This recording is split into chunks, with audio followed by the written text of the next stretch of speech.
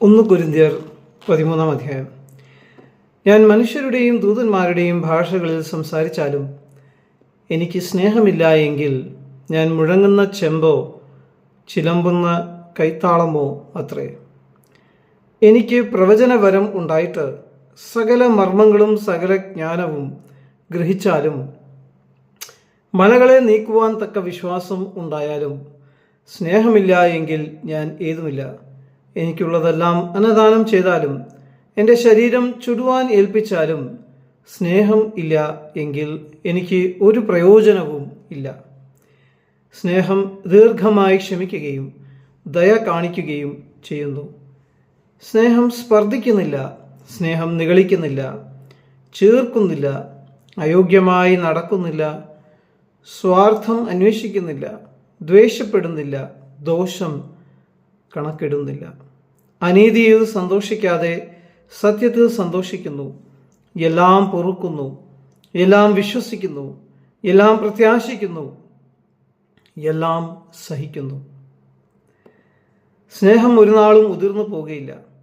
പ്രവചനവരമോ അത് നീങ്ങിപ്പോകും, ഭാഷാവരമോ അത് നിന്നുപോകും, ജ്ഞാനമോ അത് നീങ്ങിപ്പോകും. അംശമായി മാത്രം നാം അറിയുന്നു, അംശമായി മാത്രം പ്രവചിക്കുന്നു. പൂർണ്ണമായത് വരുമ്പോഴോ അംശമായത് നീങ്ങിപ്പോകും. ഞാൻ ശിശുവായിരുന്നപ്പോൾ ശിശുവിനെ പോലെ സംസാരിച്ചു, ശിശുവിനെ പോലെ ചിന്തിച്ചു, ശിശുവിനെ പോലെ നിരൂപിച്ചു. പുരുഷനായ ശേഷമോ ഞാൻ ശിശുവിനുള്ളത് തിരിച്ചു കളഞ്ഞു. ഇപ്പോൾ നാം കണ്ണാടിയിൽ കടമൊഴിയായി കാണുന്നു, അപ്പോൾ മുഖാമുഖമായി കാണും. ഇപ്പോൾ ഞാൻ അംശമായി അറിയുന്നു, അപ്പോഴോ ഞാൻ അറിയപ്പെട്ടതുപോലെ തന്നെ അറിയും. ആകയാൽ വിശ്വാസം, പ്രത്യാശ, സ്നേഹം ഈ മൂന്നും നിലനിൽക്കുന്നു. ഇവയിൽ വലിയതോ സ്നേഹം തന്നെ. പൗലോസിൻ്റെ അമൂല്യമായ വചനങ്ങളാണ് നമ്മളിപ്പോൾ വായിച്ചത്. കുറേ വർഷങ്ങൾക്ക് മുമ്പ് എൻ്റെ ഭാര്യ എന്നോട് ചോദിച്ചു, നിങ്ങളോട് മിനിസ്ട്രിയിൽ പല ആളുകളും എതിർക്കുന്നു, നിങ്ങളെപ്പറ്റി കുപ്രചരണങ്ങൾ നടത്തുന്നു, നിങ്ങളെ അവർ വെറുക്കുന്നു, വെറുപ്പിക്കുന്നു, നിങ്ങളോട് അസൂയ കാണിക്കുന്നു, നിങ്ങൾ അതിനോടൊന്നും പ്രതികരിക്കുന്നില്ലല്ലോ. നിങ്ങൾ ആ വ്യക്തികളോട് പോയി സംസാരിച്ച് അവർ ചെയ്യുന്ന തെറ്റാണ് എന്ന് അവരോട് പറയുന്നില്ലല്ലോ. അവരോട് നിങ്ങൾ ഫൈറ്റ് ചെയ്യാൻ പോകുന്നില്ലല്ലോ. നിങ്ങൾ എന്തിനാണ് അവരോട് ഇത്രയും സഹിഷ്ണുത കാണിക്കുന്നത്? അപ്പം അന്ന് എനിക്ക് പെട്ടെന്നൊന്നും കിട്ടിയില്ല. എൻ്റെ മനസ്സിൽ വന്ന ഒരു കാര്യം ഞാൻ പറഞ്ഞു. ഞാൻ വിശ്വാസി വന്ന സമയത്ത് കർത്താവിനോട് പറഞ്ഞ 3 കാര്യങ്ങളാണ്: സഹിക്കുക, ക്ഷമിക്കുക, സ്നേഹിക്കുക. ഇതാണ് ഞാൻ ചെയ്യുന്നത്. സഹിക്കുക. നമുക്ക് എതിരായിട്ടുള്ള കാര്യങ്ങൾ പല ആളുകളും ചെയ്യും. അത് ചെയ്യുന്ന സമയത്ത് കർത്താവ് നമ്മുടെ സഹനശക്തി, ദീർഘക്ഷമ വർദ്ധിപ്പിക്കുകയാണ്. അതിനാണിത് സംഭവിക്കുന്നത് മനസ്സിലാക്കി ക്ഷമിക്കുക, സഹിക്കുക. നമുക്ക് 2 രീതി സഹിക്കാം. ഒന്നുകിൽ നമുക്ക് വേദനയോടെ സഹിക്കാം, നമുക്ക് കോപത്തോടെ സഹിക്കാം, അല്ലെങ്കിൽ നമുക്ക് കർത്താവ് ഇതെൻ്റെ ജീവിതത്തിൽ അനുവദിച്ചതാണ്, കർത്താവ് അറിയാതെയല്ല ഇത് സംഭവിച്ചത്, കർത്താവിൻ്റെ എന്നെക്കുറിച്ചുള്ള വലിയ പദ്ധതിയിൽപ്പെട്ട ഒരു സംഗതിയാണ്, ഒരു ചെറിയ സംഗതിയാണിത്, നൊടി നേരത്തേക്കുള്ള ലഘുവായ കഷ്ടമാണിത് എന്ന് പറഞ്ഞ് അതിനെ സഹിക്കാം. ആ 3ാമത്തെ രീതി നമ്മൾ സഹിക്കുകയാണെങ്കിൽ ആ പ്രത്യേക ബുദ്ധിമുട്ട് നമുക്കൊരു അവസരമായി ദൈവത്തിൻ്റെ സ്നേഹം അനുഭവിക്കാനും ക്ഷമ അനുഭവിക്കാനും മറ്റുള്ളവരോട് ക്ഷമിക്കാനും മറ്റുള്ളവരെ തിരിച്ച് സ്നേഹിക്കാനുമുള്ള ഒരു അവസരമായി കാണുവാനായിട്ട് സാധിക്കും. അവസരമായി ആക്കി മാറ്റാനായിട്ടും സാധിക്കും. നേരെ മറിച്ച് നമ്മൾ കോപത്തോടെയാണ്, ക്രോധത്തോടെയാണ് സഹിക്കുന്നതെങ്കിൽ, അനിഷ്ടത്തോടെയാണ് സഹിക്കുന്നതെങ്കിൽ, ദുഃഖത്തോടെയാണ് സഹിക്കുന്നതെങ്കിൽ കുറച്ച് കഴിയുമ്പോൾ നമ്മൾ മടുത്തു പോകും. നമ്മൾ മറ്റുള്ളവരോടുള്ള ബന്ധത്തിൽ മടുക്കും, അത് തീർച്ചയായിട്ടും സംഭവിക്കും. പക്ഷേ ദൈവത്തോടുള്ള ബന്ധത്തിലും നമ്മൾ മടുത്തു പോകും. ദൈവം നമ്മളെ സ്നേഹിക്കുന്നില്ല, നമുക്ക് വേണ്ടി കരുതുന്നില്ല. ദൈവം നമ്മളെക്കാൾ അധികം മറ്റുള്ളവരെ സ്നേഹിക്കുന്നു. ദൈവം നമ്മളോട് അനീതി കാണിക്കുന്നു, അവിശ്വാസത കാണിക്കുന്നു. ദൈവം ആരാധനയ്ക്ക് യോഗ്യനല്ല, ഏറ്റവും ഒടുവിൽ ദൈവമില്ല എന്നൊക്കെ പറയുന്ന നിരൂപണങ്ങളിലേക്ക് നമ്മൾ എത്താനുള്ള സാധ്യതകളുണ്ട്. ഇനി ഇതുപോലെയുള്ള ചിന്തകളൊക്കെ എല്ലാവർക്കും കടന്നു വരും. അല്ലെങ്കിൽ പിന്നെ എനിക്ക് നിങ്ങളോട് ഇത് വിശദീകരിക്കാൻ പറ്റില്ലല്ലോ എന്തൊക്കെയാണ് സംഭവിക്കാന്നുള്ളത്.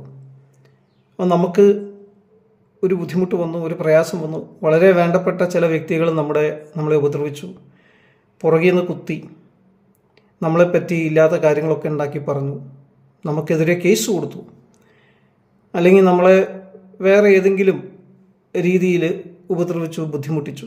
നമുക്കത് മനസ്സിലായി. നമുക്ക് വളരെയധികം വേദന ഉണ്ടാകും, അത് സ്വാഭാവികമാണ്. നമുക്ക് ദുഃഖമുണ്ടാകും, അതും സ്വാഭാവികമാണ്. ചിലപ്പോൾ നമുക്ക് കോപം ഉണ്ടാകും, അവരോട് ക്രോധം ഉണ്ടാകും, അതൊക്കെ സ്വാഭാവികമാണ്.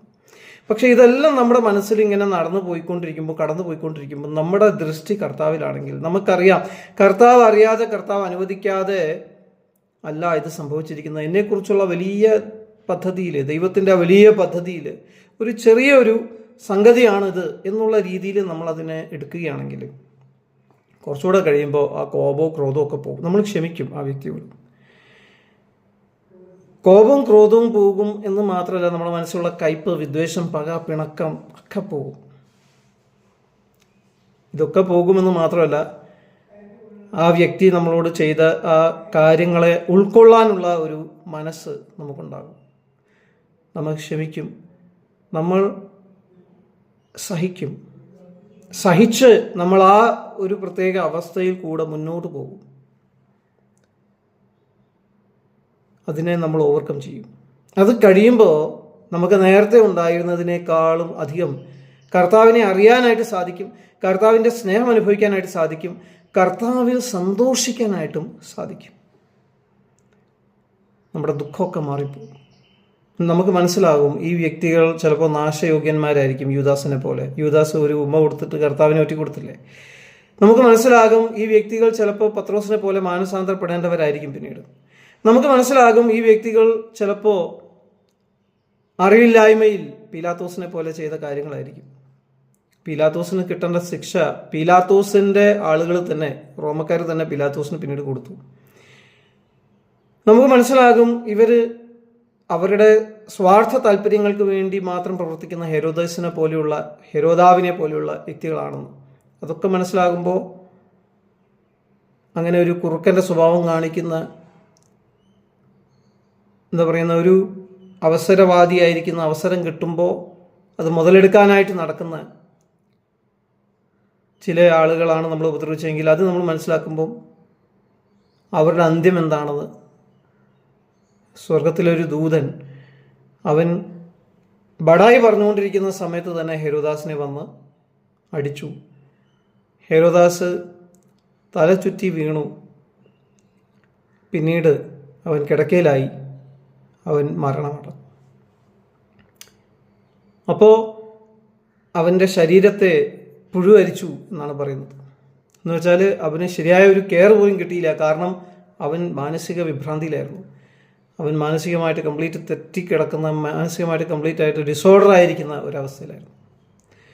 ഈ ഹെരോദേസിന് അങ്ങനെയൊക്കെയുള്ള കാര്യങ്ങളാണ് വരാൻ പോകുന്നതെന്നുള്ളത് നിങ്ങൾക്ക് മുൻകൂട്ടി കാണാനായിട്ട് സാധിക്കും.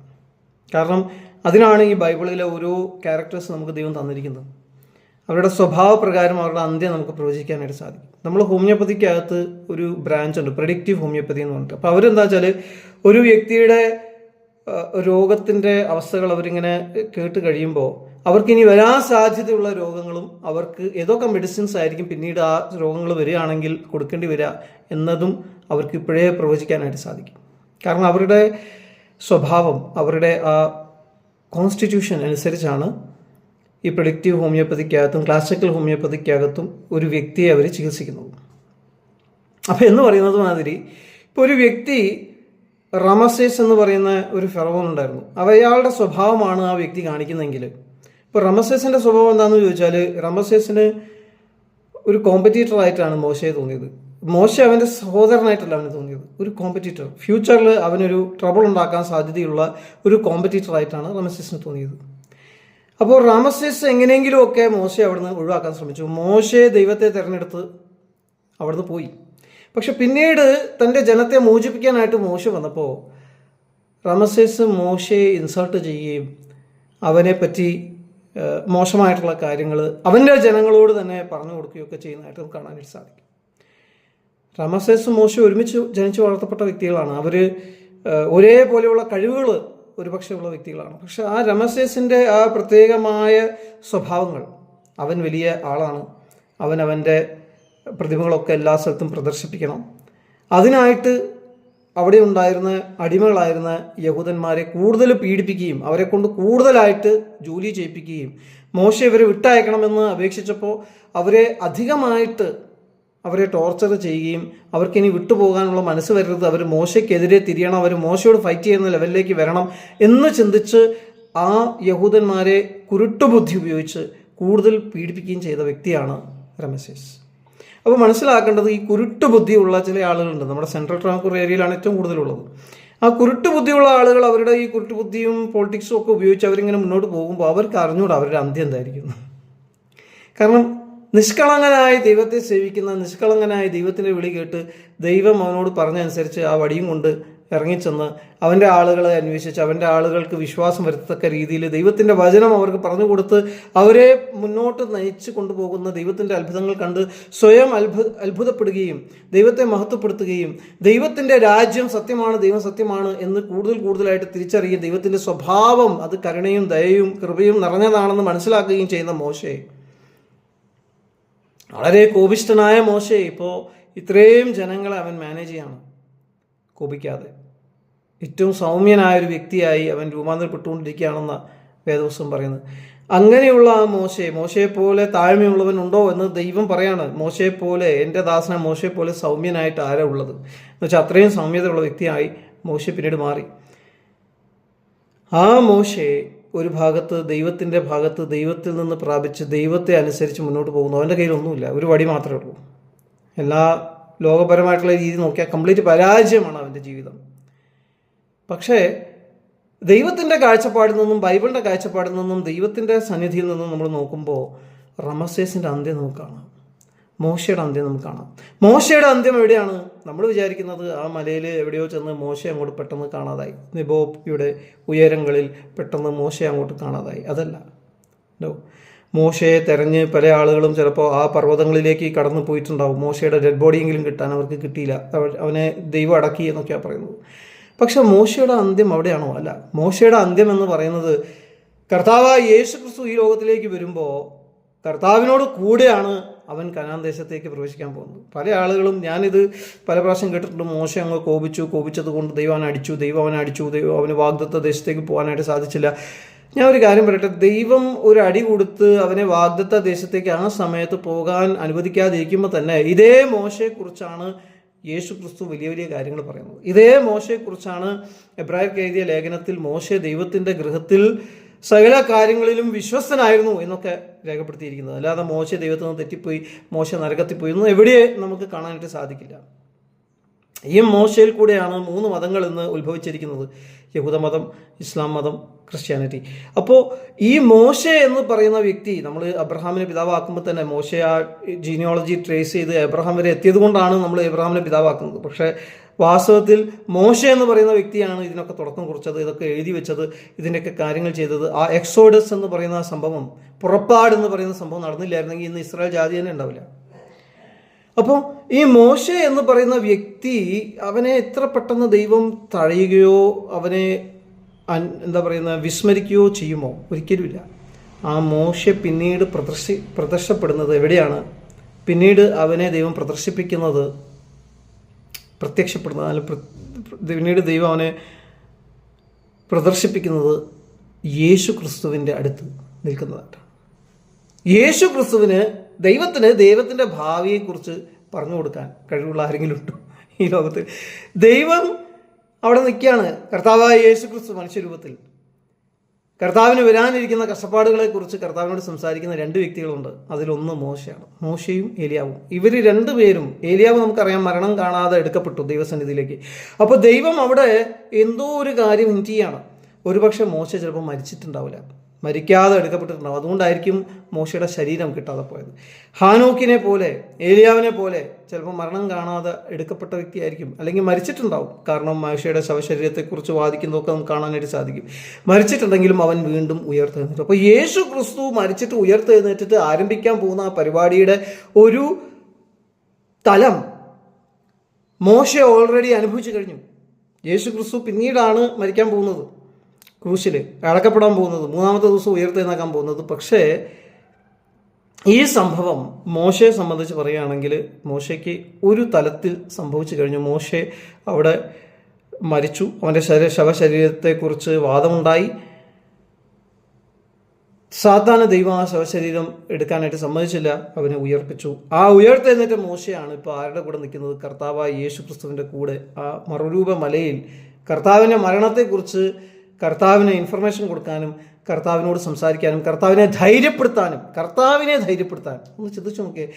അവനെ ദൈവം ഉയർത്തിയത് അവിടെ നിൽക്കുകയാണ് മോശെ. എന്നിട്ട് കർത്താവിനെ അവൻ ധൈര്യപ്പെടുത്തുകയാണ്. അപ്പോൾ അവൻ കനാൻ ദേശത്തേക്ക് പോകുമ്പോൾ, അവൻ കനാൻ ദേശത്ത് ചെല്ലുമ്പോൾ ദൈവത്തിനൊരു ഉദ്ദേശമുണ്ട്. യോശുവയുടെ കൂടെ പോയ ടീം കനാൻ ദേശത്ത് പോയി. എന്നിട്ട് എന്തായി നമുക്കറിയാം. അവരെല്ലാവരും ദൈവത്തിൽ നിന്ന് അകന്നു എന്ന് മാത്രമല്ല, അവരെല്ലാം എക്സൈലോട്ട് പോയി. മുഴുവനായിട്ടും ദൈവം അവരെ തിരിച്ചു കളഞ്ഞു. അവർ ബാബിലോണിലും മറ്റ് സാമ്രാജ്യങ്ങളിലെല്ലാം കംപ്ലീറ്റ് ആയിട്ട് ചിതറിപ്പോയി. അവർ അടിമത്വത്തിലേക്ക് പോയി. ദൈവ സാന്നിധ്യം അവർ വിട്ടുപോയി.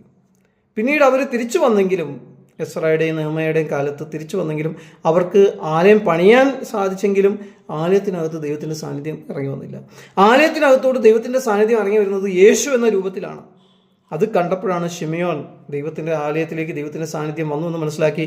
ഇസ്രായേലിൻ്റെ ആ കഠിനാവസ്ഥ, ഇസ്രായേലിൻ്റെ എക്സൈൽ, അടിമത്വം തീർന്നു എന്ന് മനസ്സിലാക്കി ആ മനുഷ്യൻ അവിടെ നിന്ന് ദൈവത്തെ സ്തുതിക്കുകയാണ്. ആ യേശു ക്രിസ്തു വന്ന ശേഷമാണ്, എന്ന് വെച്ചാൽ ദൈവത്തിൻ്റെ പ്രസൻസ് ഇസ്രായേലിലോട്ട് തിരിച്ചു വന്ന ശേഷമാണ് മോശെ ആ മറുരൂപ മലയിൽ കനാൻ ദേശത്ത് വരുന്നത് യേശു ക്രിസ്തുവിൻ്റെ കൂടെ. ദൈവത്തിൻ്റെ സാന്നിധ്യമില്ലാത്ത ഇടത്ത് മോശയ്ക്ക് എന്ത് കാര്യം? മോശെ മരിച്ചു, ദൈവത്തിൻ്റെ സാന്നിധ്യത്തിലേക്ക് പോയി. തിരിച്ചു വരുന്നതും ദൈവത്തിൻ്റെ സാന്നിധ്യം. അപ്പം മോശയുടെ അന്ത്യം നമ്മൾ ഇങ്ങനെയാണ് കാണുന്നത്. ദൈവത്തിൻ്റെ സാന്നിധ്യത്തിൽ ജീവിച്ച ഒരു മനുഷ്യൻ, ദൈവത്തിൻ്റെ സാന്നിധ്യം പ്രതിഫലിപ്പിച്ച ഒരു മനുഷ്യൻ, ദൈവത്തിൻ്റെ സാന്നിധ്യം അവൻ്റെ മുഖത്ത് പ്രകാശം പോലെ അടിച്ചപ്പോൾ ആൾക്കാർക്ക് ആ തേജസ് കണ്ടു നിൽക്കാൻ സാധിച്ചില്ല. അതുകൊണ്ടാണ് അവർ ഒരു മൂടുപടം ഇടേണ്ടതായിട്ട് വന്നത്. ഇന്ന് ചില ആളുകൾ മാസ്ക് ഇട്ട് നടക്കുന്നുണ്ട്. ദൈവത്തിൻ്റെ സാന്നിധ്യം അവരുടെ മുഖത്തേക്ക് അടിക്കാതിരിക്കാനായിരിക്കാം ചിലപ്പോൾ, നമുക്ക് അറിഞ്ഞൂടാ. പക്ഷേ നമുക്കറിയാം ബാക്ടീരിയ നിന്നും വൈറസിനൊക്കെ ഒരു പ്രൊട്ടക്ഷൻ അവർ പ്രതീക്ഷിക്കുന്നതുകൊണ്ടാണ് അവർ ഈ മാസ്ക് ഇട്ട് നടക്കുന്നത്. ചില ആളുകൾ എന്ന് പറഞ്ഞാൽ അവരുടെ ഐഡൻറ്റിറ്റി ഒളിപ്പിക്കാൻ വേണ്ടിയാണ്. പക്ഷെ എന്താണെങ്കിലും ശരി, ദൈവത്തിൻ്റെ സാന്നിധ്യം മുഖത്ത് പ്രകാശിച്ച മോശെ ആരുടെയും മുമ്പിൽ ലജ്ജിക്കേണ്ട അവസ്ഥ വന്നില്ല. അതുകൊണ്ടാണ് യോശുവയുടെ അടുത്തേക്ക് ദൈവം വന്നപ്പോൾ ദൈവം പറഞ്ഞ, മോശയുടെ കൂടെ നിന്നതുപോലെ നിൻ്റെ കൂടെ ഞാൻ ഉണ്ടാകും, ഈ പ്രോജക്റ്റ് മുഴുവൻ നീ തീർക്കുന്നവരെയും. ഒരു മനുഷ്യനും നിൻ്റെ ജീവകാലത്തൊക്കെയും നിനക്ക് നേരെ നിൽക്കുകയില്ല. മോശയുടെ കൂടെ എങ്ങനെയാണോ കർത്താവ് നിന്നത്, അതേപോലെ കർത്താവ് യോശുവയുടെ കൂടെ നിൽക്കുമെന്നാണ് പറഞ്ഞത്. അപ്പോൾ മോശയുടെ കൂടെ നിന്നപ്പോൾ മോശയ്ക്കെതിരെ വന്ന കോരഹാകട്ടെ, അഭിരാമാകട്ടെ, ഏത് വ്യക്തികൾ മോശയ്ക്കെതിരെ എഴുന്നേറ്റ് നിന്നെങ്കിലും അവർക്ക് അവിടെ നിൽക്കാൻ സാധിക്കാത്ത രീതിയിൽ, എന്ന് വെച്ചാൽ അവർക്ക് അവരുടെ സ്റ്റാൻസ് ജസ്റ്റിഫൈ ചെയ്യാൻ സാധിക്കാത്ത രീതിയിൽ കർത്താവിൻ്റെ പ്രവൃത്തി മോശയിൽ കൂടിയും മോശൻ്റെ പ്രാർത്ഥനയിൽ കൂടിയും വെളിപ്പെട്ടു. അപ്പോൾ ഒരു ഭാഗത്ത് നമ്മൾ ഒന്നുമില്ലാത്ത ആ മോശയെ കാണുന്നു, ഒരു വടിയും പിടിച്ച് ഇങ്ങനെ നടക്കുകയാണ്, നീ ആൾക്കാരെയൊക്കെ കൊണ്ടുപോകും. ദൈവം അത്ഭുതങ്ങളാൽ, അടയാളങ്ങളാൽ, വീരപ്രവൃത്തികളാൽ മോശയുടെ പ്രാർത്ഥനകൾക്ക് മറുപടി കൊടുക്കുകയാണ്. 10 മഹാത്ഭുതങ്ങൾ ദൈവം ചെയ്തു. രമശേസിൻ്റെ കുടുംബത്തിനും രക്ഷ പ്രാപിക്കാമായിരുന്നു. പക്ഷെ അവർ വിശ്വസിച്ചില്ല മോശയിൽ. അവർ മോശ പറഞ്ഞ കാര്യം വിശ്വസിച്ച് മോശയുടെ ആൾക്കാരെ വിട്ടിരുന്നെങ്കിൽ അവർക്ക് ആന്ത്യം വരില്ലായിരുന്നു. പക്ഷേ ദൈവത്തിൻ്റെ നിശ്ചയം എന്നാണ്, രക്ഷിക്കാൻ കഴിവുള്ളവർ രക്ഷിക്കാതിരിക്കുമ്പോൾ സംഹാരദൂതനെ അയച്ച് ദൈവം അവൻ്റെ ജനത്തെ വിടുവിക്കും. ഇത് ദൈവസഭയോടുള്ള ഒരു ദൂതും കൂടിയാണ്. ദൈവത്തിൻ്റെ നാമത്തിൽ ഇന്ന് കഷ്ടം സഹിക്കുന്ന ഓരോ വ്യക്തികളോടുള്ള ദൂതാണ് ഞാൻ ഈ പറയുന്നത്. ദൈവത്തിൻ്റെ സഭയ്ക്കകത്ത് തന്നെ ഇരുന്നിട്ട് ദൈവത്തിൻ്റെ സഭ ദൈവത്തിൻ്റെ ഇഷ്ടത്തിന് വിരോധമായി പോവുകയും മറ്റുള്ളവരെ ക്ഷീണിപ്പിക്കുകയും ഉപദ്രവിക്കുകയും കഷ്ടപ്പെടുത്തുകയും ചെയ്യുന്ന അവസരങ്ങളിൽ ഞെരുങ്ങി ദൈവത്തോട് കരയുന്ന ആ വ്യക്തികളോടാണ് ഈ ദൂത്. രക്ഷകന്മാർ, രക്ഷിക്കേണ്ടവർ രക്ഷിക്കാതിരിക്കുമ്പോൾ ദൈവം സംഹാരദൂതനെ വിട്ട് ദൈവത്തിൻ്റെ ജനത്തെ രക്ഷിക്കും. അപ്പോൾ ദൈവം സംഹാരദൂതനെ, ദൈവം സ്വന്തമായിട്ട് ഇറങ്ങി വന്നിരിക്കുകയാണ് മോശയുടെ അടുക്കൽ. ആ ദൈവം പിന്നീട് സംഹാരദൂതനെ അയക്കുകയാണ്. ആരുടെ അടുക്കലേക്ക്? റമസേസിൻ്റെ മുഴുവൻ കുടുംബത്തിൻ്റെയും ഇടയിലേക്ക്. അവരുടെ എല്ലാ ഫസ്റ്റ് ബോണിനെയും, ആദ്യജാതന്മാരെയും ദൈവം കൊല്ലുന്നു. മോശെ ദൈവത്തിൻ്റെ ആദ്യജാതനാണ്. ഇസ്രായേൽ ദൈവത്തിൻ്റെ ആദ്യജാതനാണ്. ആ കുടുംബത്തിലെ മകനായി ജനിച്ച ആ മോശയെ കൊല്ലാനായിട്ടാണ് അവർ ശ്രമിച്ചത്. എന്നാൽ ആ മകനെ ദൈവം രക്ഷപ്പെടുത്തി. മോശെ ജനിച്ച ആ സമയത്ത് കുറേ കുഞ്ഞുങ്ങളെ ഫറവോൻ കൊന്നിരുന്നു. കാരണം യഹൂദന്മാരുടെ ഇടയിൽ ഒരു രക്ഷകൻ പിറന്നിരുന്നത് എന്ന് ചിന്തിച്ചു. ഇതേ കാര്യം നമുക്ക് യേശുവിൻ്റെ ജീവിതത്തിലും ആവർത്തിക്കപ്പെടുന്നതായിട്ട് കാണാൻ സാധിക്കും. എന്നാൽ ഇതൊക്കെ അവൻ ചെയ്തെങ്കിലും മോശെ എന്ന് പറയുന്ന ആ വ്യക്തിയെ തടസ്സപ്പെടുത്താൻ അവന് കഴിഞ്ഞില്ല. കാരണം ദൈവം അനുകൂലമെങ്കിൽ പ്രതികൂലമാർ, നീതീകരിക്കുന്ന ദൈവം കുറ്റം വിധിക്കുന്നവനാർ, ദൈവം അവൻ്റെ കൂടെയുണ്ട്. ദൈവത്തിന് കഴിയാത്ത വല്ല കാര്യമുണ്ടോ? ആ മോശെ ദൈവത്തിൽ വിശ്വസിച്ച് ദൈവത്തിൽ ഉറച്ച് ദൈവത്തിലാണ് അവൻ ഓരോ സ്റ്റെപ്പ് വയ്ക്കുന്നത്. ഇത് കാണുമ്പോൾ മറ്റുള്ളവർ ചിരിക്കും, മറ്റുള്ളവർ കളിയാക്കും. കാരണം ഈ ദൈവത്തെ ആർക്കും കാണാൻ കഴിയില്ലല്ലോ. ആ കാണാൻ കഴിയാത്ത ദൈവത്തെ കണ്ടത് മാതിരിയാണ് മോശെ നടക്കുന്നത്. ആ കാണാൻ കഴിയാത്ത ദൈവത്തിലാണ് അവൻ്റെ മുഴുവൻ പ്രത്യാശയും ആശയും വിശ്വാസവും അവൻ അർപ്പിച്ചിരിക്കുന്നത്. ആ മോശയുടെ ദീർഘമായ പ്രാർത്ഥനകൾ ആ ജനത്തിൽ നിന്ന്, തൻ്റെ ജനത്തിൽ നിന്ന് കംപ്ലീറ്റ് ആയിട്ട് വേർപെട്ട് പേടിച്ച് വേറൊരു സ്ഥലത്ത് വേറൊരു കുടുംബം ജീവിതം നയിച്ചുകൊണ്ടിരിക്കുന്ന സമയത്ത് മോശയുടെ ഹൃദയം ഒരുപക്ഷെ ദൈവത്തോടായിരിക്കും പറ്റിയിരിക്കുന്നത്. അവൻ അവിടെ ഇരുന്ന് പ്രാർത്ഥിക്കുകയാണ്. അവനോട് പറ്റിയിരിക്കുക, ഞാൻ അവനെ വിടുവിക്കും, അവനെൻ്റെ നാമത്തെ അറിയുക, ഞാൻ അവനെ ഉയർത്തും എന്ന് പറഞ്ഞ കർത്താവ് അവൻ്റെയും ആ ജനത്തിൻ്റെയും കഷ്ടപ്പാടും പ്രാർത്ഥനയും കേട്ട് അവിടേക്ക് ഇറങ്ങി വന്നു. ആ ജനത്തിൻ്റെ പ്രാർത്ഥന കേട്ടു, അവൻ്റെ പ്രാർത്ഥന കേട്ടു, അവിടേക്ക് ഇറങ്ങി വന്നു. ഒരു ആടിനെ തേടി പോയ മോശയെ ദൈവത്തിൻ്റെ അടുക്കിലേക്ക് ചെന്നു. തെറ്റിപ്പോയ ഒരു ആടിനെ പിടിക്കാൻ വേണ്ടി പോയതാണ്. പക്ഷെ അവിടെ അവസാനം ചെല്ലുന്നത് ദൈവത്തിന് മുമ്പിലാണ്. ആ ദൈവം അവിടെ വെച്ച് ദർശനം കൊടുത്ത് അവനെ അഭിഷേകം ചെയ്ത് അവനെ അധികാരപ്പെടുത്തി ആ ജനത്തെ ഫറവോൻ്റെ റമസേസിൻ്റെ അടിമത്തത്തിൽ നിന്ന് വിടുവിക്കാനായിട്ട് അയക്കുകയാണ്. എന്നിട്ട് അവനത് ചെയ്തെടുത്തിട്ട് മുന്നോട്ട് ആ ചെങ്കടലും കടന്ന് അറബി നാടുകളെല്ലാം മരുഭൂമിയും കടന്ന് പിന്നീട് യോർദാനിലേക്ക് പോകാനായിട്ട് അവൻ്റെ കൂടെ വന്ന ജനത്തെ അവൻ ദൈവത്തിൻ്റെ സന്നിധിയിൽ ഒരുക്കിക്കൊണ്ടിരിക്കുകയാണ്. ദൈവം തന്ന ന്യായപ്രമാണവും ദൈവം തന്ന ആ കൂടാരത്തിലെ ദൈവസാന്നിധ്യവും അവനെ ഗൈഡ് ചെയ്യാണ്. തോറ ആൻഡ് ദ ടാബർനാക്കിൾ, ഇത് അവനെ ഗൈഡ് ചെയ്യാണ് മോശെ. അപ്പോൾ അങ്ങനെയാണ് മോശയുടെ ജീവിതം പോകും. എന്നാൽ മറുഭാഗത്ത് നമ്മൾ രമസേസിൻ്റെ ജീവിതം കാണുന്നു. രമസേസിന് ഒരുപാട് ലക്ഷറി ഉണ്ട്, ഒരുപാട് വലിയ വലിയ വാഹനങ്ങളുണ്ട്, അവന് ബംഗ്ലാവുകളുണ്ട്, അവനവിടുത്തെ രാജാവാണ്, അവൻ്റെ കീഴിലാണ് എല്ലാം. അവന് ദൈവത്തെ അറിയേണ്ട ആവശ്യം പോലുമില്ല, അവനാണ് ദൈവം എന്നാണ് എല്ലാവരും പറഞ്ഞിരിക്കുന്നത്. അങ്ങനെയുള്ള ആ റമസേസ്, അവന് ഈ ദൈവത്തെ ഒരു ബഹുമാനവും ഇല്ല. ഈ ദൈവത്തിൻ്റെ ദാസനായ മോശയ്ക്ക് റമസേസിനേക്കാളും അധികം കഴിവുണ്ട്, അതിനെയും അവന് ബഹുമാനമില്ല. അങ്ങനെയുള്ള റമസേസ് മോശയെ കാണുന്നത് ഒരു ഒരു തെറ്റായ മാർഗം തിരഞ്ഞെടുത്തൊരു വ്യക്തിയെ പോലെയാണ്. കാരണം നീ ഫറവോൻ്റെ വീട്ടിൽ ജനിച്ചു വളർത്തപ്പെട്ട വ്യക്തിയാണ്. നീ ഇവിടെ ജീവിച്ചിരുന്നെങ്കിൽ നിൻ്റെ അവസ്ഥ എന്തായിരിക്കും? നീ ഇപ്പോൾ എന്തിനാണ് ആ കൂട്ടത്തിലേക്ക് പോയിരിക്കുന്നത്? അവർ നിൻ്റെ ആൾക്കാരായിരിക്കും, പക്ഷെ നിനക്ക് ഒരുപാട് കഴിവുള്ള വ്യക്തിയല്ല, നീ ഇവിടെയല്ല നിൽക്കേണ്ടത്, ഇവിടെ നിന്നിരുന്നെങ്കിൽ നിനക്ക് എന്തൊക്കെ ആകാമായിരുന്നു എന്നൊക്കെ ഒരു പക്ഷേ റമസേസ് അവനോട് പറഞ്ഞു കാണും. പക്ഷെ ഇതൊക്കെ കേട്ട് മോശെ വീണ്ടും അവൻ്റെ ദൈവത്തോടാണ് കൂടുതലായിട്ട് അടുക്കുന്നത്. അവൻ്റെ ദൈവം അവനെ അയച്ചിരിക്കുക ഒരു മിഷനുമായിട്ട്. എന്താണ്? അവൻ്റെ ആളുകളെ ദൈവത്തെ ആരാധിക്കാൻ വേണ്ടി, ദൈവത്തെ അറിയാൻ വേണ്ടി വിട്ടയക്കണം. രമസേസിനോട് അവൻ സംസാരിക്കുമ്പോൾ രമസേസ് ഇവനെ മുഴുവനായിട്ടും ഇൻസൾട്ട് ചെയ്യുന്നു, അവഹേളിക്കുന്നു, അവൻ അവസരങ്ങൾ നിഷേധിക്കുന്നു, അവൻ്റെ കൂടെയുള്ളവരെ കഷ്ടപ്പെടുത്തുന്നു, അവനെ കഷ്ടപ്പെടുത്തുന്നു. ഈ കാര്യങ്ങളൊക്കെ രമസേസ് അവൻ്റെ ഭാഗത്ത് നിന്ന് അവൻ്റെ അധികാരത്തെ ഉറപ്പിക്കാൻ വേണ്ടിയാണ് രമസേസ് ചെയ്യുന്നത്. പക്ഷെ അവിടെയെല്ലാം റമസേസിൻ്റെ അധികാരം, റമസേസിൻ്റെ പവർ റമസേസിൽ നിന്ന് മാറിക്കൊണ്ടിരിക്കുകയാണ്. റമസേസ് അത് അറിയുന്നില്ല. കാരണം അവൻ പോരാടുന്നത് ഈ മോശ എന്ന് പറയുന്ന വ്യക്തിയോടല്ല. ഇത് ഒരു പ്രതിനിധിയാണ് ദൈവത്തിൻ്റെ. അവൻ പോരാടുന്നത് മോശയുടെ പുറകിൽ നിൽക്കുന്ന യഹോവ എന്ന് പറയുന്ന ഞാനാകുന്നു എന്ന് പറഞ്ഞ് പ്രപഞ്ചത്തിൻ്റെ ഉടയവനായ യഹോവ, ആ ദൈവത്തോടാണ് ഇവൻ പോരാടുന്നത്. ഒന്നുമില്ലായ്മയിൽ നിന്നും സകലത്തെയും സൃഷ്ടിച്ച് എല്ലാത്തിനെയും നിയന്ത്രിക്കുന്ന, പിശാചിനെ വരെ നിയന്ത്രിക്കുന്ന, സംഹാരകനെ വരെ നിയന്ത്രിക്കുന്ന ആ ദൈവത്തോടാണ് രമസേസ് പോരാടുന്നത്. ദൈവം ആദ്യത്തെ അത്ഭുതത്തിൽ തന്നെ രമസേസിന് കാണിച്ചു കൊടുത്തു. ദാറ്റ് ഈ സർപ്പത്തെ അവൻ താഴെയിട്ടു, വടിയെ താഴെയിട്ടു, അത് സർപ്പമായി, സർപ്പത്തിൻ്റെ വാല് പിടിച്ചു, അത് വടിയായി. ആദ്യത്തെ അത്ഭുതത്തിൽ തന്നെ ദൈവം കാണിച്ചു കൊടുത്തു, നിനക്കെതിരെ സംഹാരകനെ ഞാൻ അയക്കാൻ പോകണം. പക്ഷേ രമസേസിന് അത് മനസ്സിലായില്ല. ആ സംഹാരകൻ എന്ന് പറയുന്നതിൻ്റെ വാലെ പിടിച്ചപ്പോൾ ആ സംഹാരകൻ വീണ്ടും എന്തായി? വടിയായി. മറ്റുള്ളവരെ പരിപാലിക്കുന്ന, അവൻ്റെ ജനത്തെ രക്ഷിക്കുന്ന വടിയായി മാറി. പക്ഷേ രമസേസ് വിചാരിക്കുന്നത് ഞങ്ങളുടെ ആൾക്കാർക്കും ഇതുപോലെയുള്ള വടികളെ പാമ്പാക്കാനായിട്ട് സാധിക്കുമല്ലോ, അപ്പോൾ പിന്നെ ഇതിലിപ്പോൾ വലിയ കാര്യം എന്താ ഉള്ളത്? അവരുടെ മജീഷ്യൻസൊക്കെ അത് ചെയ്തു. പക്ഷേ മോശയുടെ സർപ്പം ഇവരെ എല്ലാം വിഴുങ്ങിക്കളഞ്ഞു. കർത്താവ് ആദ്യത്തെ അത്ഭുതത്തിൽ തന്നെ രമസേസിന് കറക്റ്റായിട്ടുള്ള വാണിംഗ് കൊടുത്തു.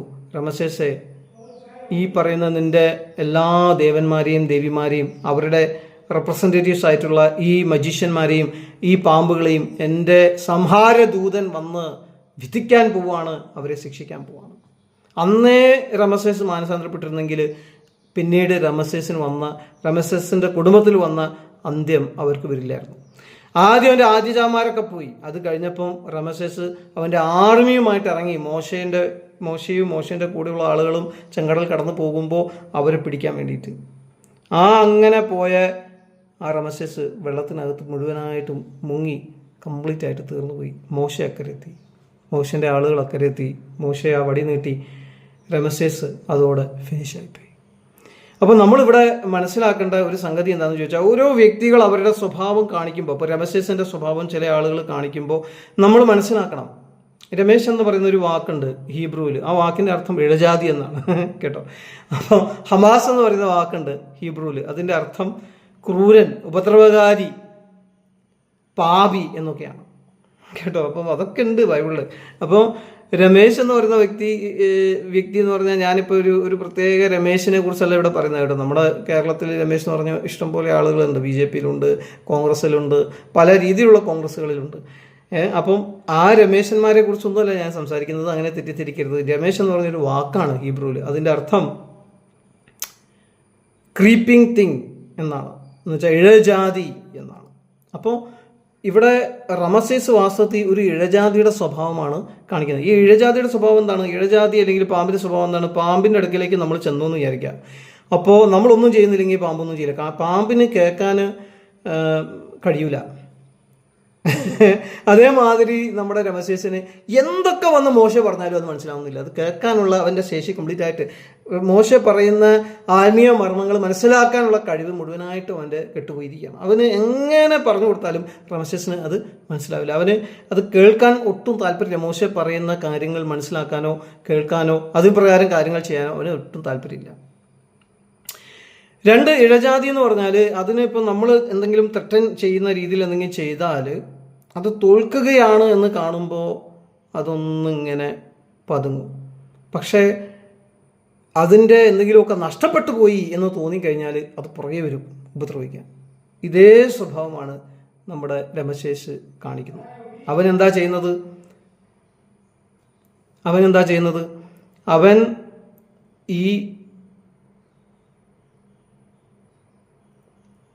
മോശയെ കാണിച്ച അടയാളങ്ങളൊക്കെ കണ്ടു കഴിയുമ്പോൾ അവന് മനസ്സിലായി ഇതിൻ്റെ പുറകിൽ എന്തോ ഒരു ശക്തിയുണ്ട്, എന്തോ ഒരു ദൈവം ഉണ്ടാവും, വലിയവനാണെന്ന് മനസ്സിലായി. പക്ഷേ അതിനോട് അറ്റാക്ക് ചെയ്യാൻ പോകുന്നതിന് പകരം അതിൻ്റെ ലക്ഷ്യത്തെ ഒഴിവാക്കാൻ വേണ്ടിയിട്ട് അവൻ പതുങ്ങിയിരിക്കുന്നു. മോശ എനിക്ക് വേണ്ടി പ്രാർത്ഥിക്കണം എന്നൊക്കെ പറയുന്നു. പക്ഷെ അപ്പം തന്നെ അവൻ ഇസ്രായേൽ മക്കളുടെ ബേർഡൻസ് വർദ്ധിപ്പിക്കുകയാണ്. ഇതിങ്ങനെ നടന്നുകൊണ്ട് പോവുകയാണ്. മോശ എന്നാലും ദൈവത്തിൻ്റെ ജനത്തെ റെപ്രസെൻ്റ് ചെയ്യുന്ന, ദൈവത്തെ റെപ്രസെൻ്റ് ചെയ്യുന്ന ആളല്ലേ. അപ്പോൾ മോശയെ കരുണ കാണിച്ചല്ലേ പറ്റൂ, കൃപ കാണിച്ചല്ലേ പറ്റൂ. ഈ കരുണയും കൃപയും മുതലെടുത്ത് അങ്ങേ അറ്റത്തി പല അത്ഭുതങ്ങളും ദൈവം ചെയ്തു അവൻ്റെ മനസ്സ് മാറ്റാൻ വേണ്ടിയിട്ട്. പക്ഷേ രമസേസിൻ്റെ മനസ്സ് മാറിയില്ല. മനസ്സ് വീണ്ടും കഠിനപ്പെട്ടു. അവസാനം വന്നപ്പോൾ ഈ കഠിനപ്പെട്ടു എന്നൊക്കെ പറഞ്ഞാൽ അതിൽ വലിയ എന്തോ സംഭവമാണെന്ന് കാണുന്ന ചില ആളുകളുണ്ട്. ഞാൻ നിങ്ങളോട് പറയട്ടെ, കഠിനപ്പെടുന്നത് നല്ല കാര്യമല്ല. മാംസളമായ ഹൃദയങ്ങളാണ് നിങ്ങൾ ദൈവസന്നിധിയിൽ നിന്ന് പ്രാപിക്കേണ്ടത്. മാംസളമായ ഹൃദയങ്ങളുണ്ടെങ്കിൽ ദൈവം പറയുന്നത് കേൾക്കാനും അത് അനുസരിക്കാനും താഴ്മയോടെ നിങ്ങൾക്ക് സാധിക്കും. അപ്പോൾ രമസേസിൻ്റെ ഹൃദയം കഠിനപ്പെട്ട് ഇങ്ങനെ പോവാണ്. അവസാനം ദൈവം ഒരു അടി കൊടുത്തു. അവൻ്റെ ആദ്യജാതന്മാരെ എല്ലാം, ഞാൻ പറഞ്ഞില്ലേ, സംഹാര ദൂതനെ വിട്ട് ദൈവം രക്ഷിക്കുകയാണ്. ആ സംഹാര ദൂതൻ വന്ന് ആദ്യജാതന്മാരെ എല്ലാം കൊന്നു കഴിഞ്ഞപ്പോൾ ആനിമൽസിൻ്റെയും ആദ്യജാതന്മാരെ കൊന്നു, മനുഷ്യരുടെയും ആദ്യജാതന്മാരെ കൊന്നു. അങ്ങനെ ഫറവോൻ്റെ ആദ്യജാതനായിരിക്കുന്ന മകനും മരിച്ചുപോയി. അങ്ങനെ വന്നപ്പോൾ റമസേസ് ആകെ, ഈ ഇഴജാതിയുടെ സ്വഭാവമാണല്ലോ, കംപ്ലീറ്റ് എന്തോ ഒരു നഷ്ടം വന്നു എന്ന് കാണുമ്പോൾ പിന്നെ അങ്ങോട്ട് അറ്റാക്ക് ചെയ്യാനായിട്ട് അവൻ വരികയാണ്. അതേ സമയത്ത് നമുക്ക് തോന്നും റമസേസ് ഒതുങ്ങിയെന്ന്. റമസേസ് ഒതുങ്ങുകയല്ല ചെയ്തത്, അവൻ പുറകിൽ നിന്ന് വരികയാണ് മോശയും അവൻ്റെ ജനത്തെയും അറ്റാക്ക് ചെയ്യാൻ വേണ്ടി. ആ പുറകിൽ നിന്ന് അവൻ വരുന്ന ആ സമയത്താണ് അവൻ്റെ മുഴുവനായിട്ടുള്ള നാശം സംഭവിക്കാൻ പോകുന്നതെന്ന് ദൈവം കാണും. ഞാൻ പറയട്ടെ, മോശെ എന്ന് പറയുന്ന വ്യക്തി ദൈവത്തെ മഹത്വപ്പെടുത്തുന്നു, ദൈവത്തിൻ്റെ സ്വഭാവം കാണിക്കുന്നു, ദൈവത്തിൻ്റെ സ്വഭാവം മനസ്സിലാക്കുന്നു, അതിന് പ്രകാരം നടക്കുന്നു. റമസേസ് എന്ന് പറയുന്ന വ്യക്തി പിശാചിനെ പ്രതിനിധീകരിക്കുന്നു, പിശാചിൻ്റെ സ്വഭാവം കാണിക്കുന്നു, പാമ്പിൻ്റെ ഇഴജാതിയുടെ രീതിയിൽ ഇടപെടുന്നു. അവൻ ക്രൂരനാണ്, നിഷ്ഠൂരനാണ്, മറ്റുള്ളവരെ ഉപദ്രവിക്കുന്നവനാണ്, മറ്റുള്ളവരെ അടിമപ്പെടുത്തുന്നവനാണ്, അവരെ അടിമപ്പെടുത്തി അവരെ ഉപദ്രവിച്ച് ഇല്ലാതാക്കാൻ ശ്രമിക്കുന്നവനാണ്.